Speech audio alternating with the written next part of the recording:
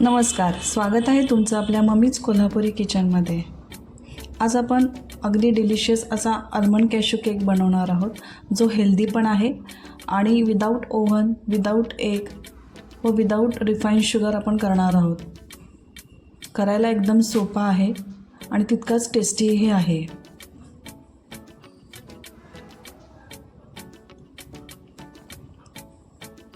ह्याच्यामध्ये आपण मैदा वापरणार नाही आहे, त्याच्यामुळे हा अगदी परिपूर्ण असा हा केक आहे।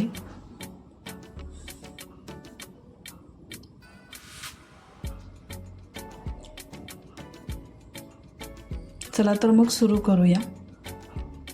त्यासाठी आपल्याला लागेल दूध 1.25 कप, हे फुल फॅट क्रीम दूध आहे। आपल्याला खजूर अर्धा कप लागतील व त्याच्यातले बिया काढून घ्यायचे आहेत। हे दूध आता गरम करायला ठेवूया आणि त्याच्यामध्ये बिया काढलेला खजूर टाकूया।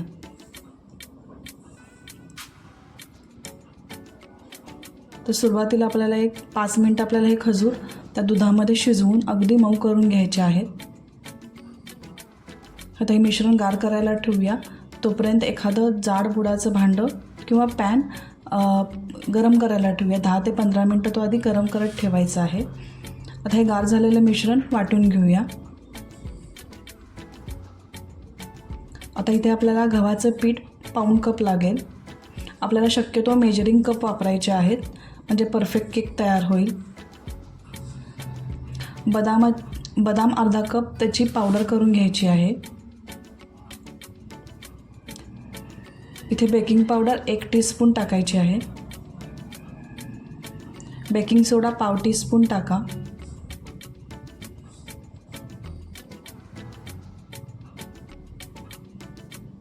आणि आपण हे खजूर आणि दूधची पेस्ट केलेली आहे ती त्याच्यामध्ये टाकायची आहे आणि व्यवस्थित अगदी मिश्रण मिक्स करून घ्यायचं आहे।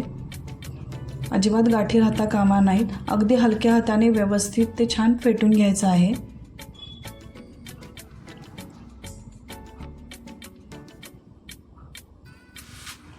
मेजरिंग कपने व्यवस्थित जर तुम्ही मोजलेलं असेल तर ते अगदी परफेक्ट केक तयार होतो। आता इथे तूप 2 टीस्पून टाकायचे आहेत। तुपामुळे तो केक थोडासा मॉइस्ट होईल। आणि व्हॅनिला इसेन्स 1 टीस्पून टाका।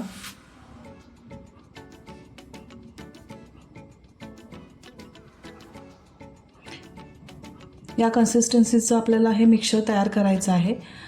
जर आपल्याकडे बटर पेपर असेल तर बटर पेपर आपण खाली ठेवू शकतो। माझ्याकडे पेपर नाही आहे, म्हणून इथे एका भांड्याला तूप लावायचं आहे। केकचं भांडं वापरलं तरी चालेल किंवा नसेल तर असं एखादं जाडबुडाचं भांडं वापरलं तरीही चालेल। आणि त्याच्यावर गव्हाचं पीठ भुरभुरायचं आहे, ज्याच्यामुळे नंतर केक तयार झाल्यानंतर तो व्यवस्थित निघेल। अशा पद्धतीने ते भांडं तयार करून घ्यायचं आहे आणि त्याच्यामध्ये हे सगळं मिश्रण टाकायचं आहे। मिश्रण टॅप करून घ्यायचं आहे, म्हणजे ते एकसारखं होईल आणि एक्स्ट्राची एअर निघून जाईल।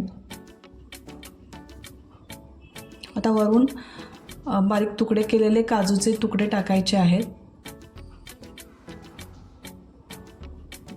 तुम्ही बदामाचे सुद्धा काप टाकले तरी चालतील।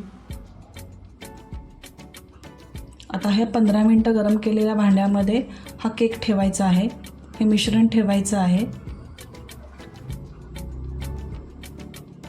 त्याच्यावर एखादं झाकण ठेवायचं आहे। अजिबात त्याच्यातून हवा जाऊ नये म्हणून ते सील करून घ्यायचं आहे।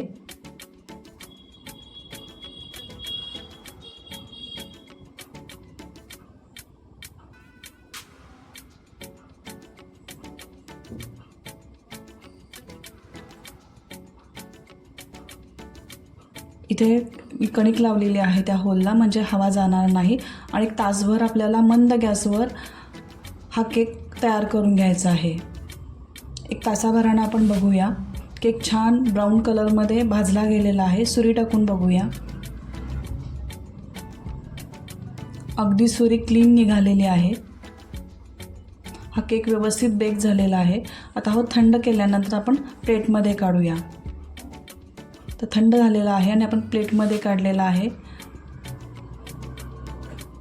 अगदी छान असा तो कलर त्याचा येतो आणि चवीला एकदम छान लागतो. ह्याच्यामध्ये कुठलीही साखर वापरलेली नाही, सगळे नॅचरल इन्ग्रेडियंट वापरलेले आहेत.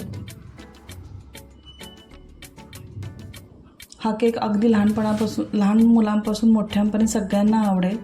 जर तुम्हाला ही अशी हेल्दी आणि टेस्टी रेसिपी आवडली असेल तर लाईक करा, शेअर करा आणि कमेंट करा. आणि माझ्या चॅनलवर जर नवीन असाल तर सबस्क्राईब करा. परत भेटूया अशाच टेस्टी आणि डिलिशियस रेसिपींसाठी. तोपर्यंत मस्त खा आणि मस्त राहा.